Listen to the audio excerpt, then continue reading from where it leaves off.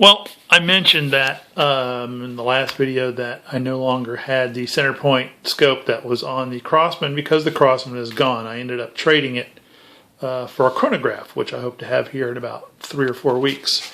But that was also because the new member of the family has arrived. This is the Hatsan Model 95 SAS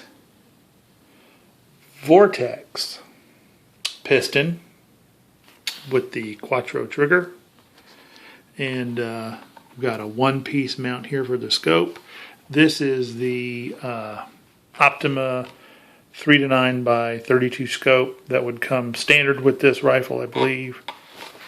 Flipping that over there. Let's see if I can get it around. You can see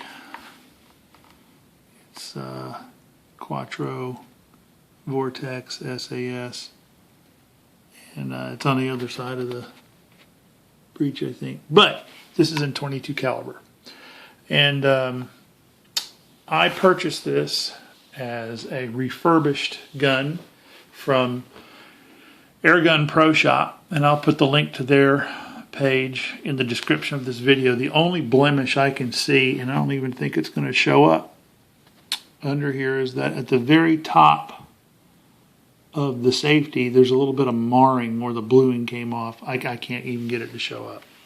And I've seen some other people online say that too. I put a lot of pellets through this gun. I just got it Friday. I should have done this with a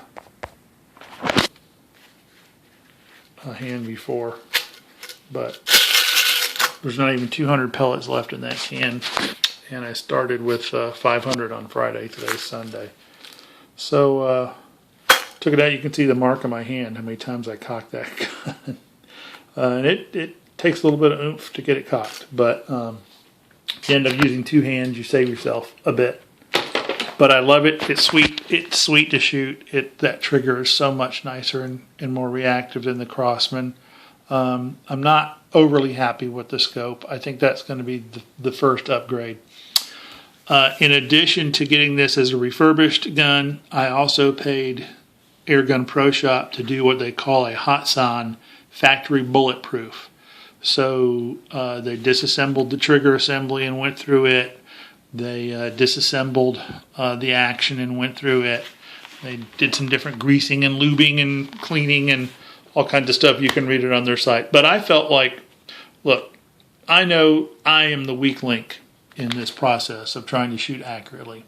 So I want the gun to shoot as good as it can shoot. So why not pay a little bit of extra money to a technician who knows what they're doing to make this gun perform at its best? I think that is a good value, so I opted to do that. So at any rate, we'll give you some shooting demo on it as soon as we can.